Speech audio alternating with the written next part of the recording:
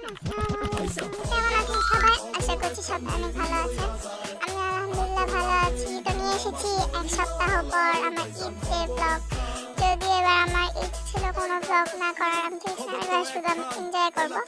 But পরে ভাবলাম বসেই তো আছি, তো একটা ব্লগ করা যাক। তো আমি আমার মেন ব্লগটা শুরু ঈদের পরের দিন থেকে। আমি হচ্ছে নানু বাসায় এসেছি। আই থিঙ্ক আমার কিছু বলতে হবে না, তোমরা দেখলে বুঝতে পারবা।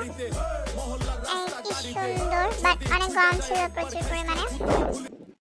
তারপরে তো এখন আমি হচ্ছে বিছানা থেকে নেমে এখন চলে যাবো হচ্ছে নিচে।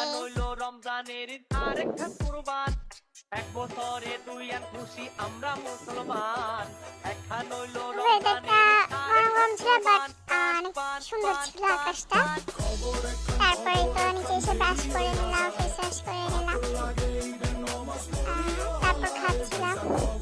আসলে আমি মাংস মানে গোস্ত থেকে বিরক্ত হয়ে গেছিলাম, তাই একটু করে নিয়েছিলাম। নানুমণিকে বলেছিলাম ডিম ভেজে দিতে, নানুমণি ডিম ভেজে দিয়েছে। তারপর আমি রেডি হয়ে নিলাম।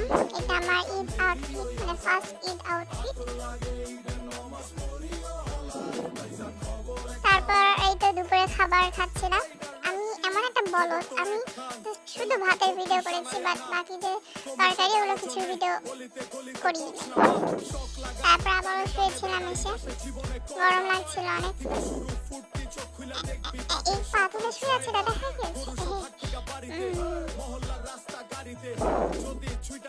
তারপরে তো একটা আম ছিঁড়তে গিয়েছিলাম, কাঁচা আম মাখা করে খাবো। সে মাখার ক্লিপটা নেবো সেটা আমার মনে নেই, আমি মাখা করে খেয়ে ফেলছি সব। অনেকগুলো আম ছিল।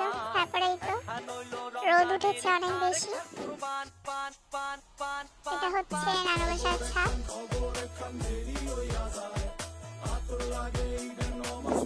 তারপরে তো একটা আইসক্রিম খেয়ে নিলাম, আইসক্রিমটা অনেক বেশি মজা ছিল।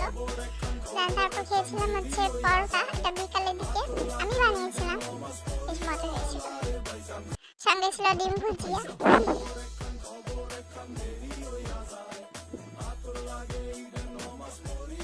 অনেক মজা হয়েছিল।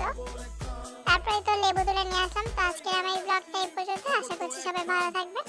আসসালামু আলাইকুম, ঈদ মোবারক বাসি।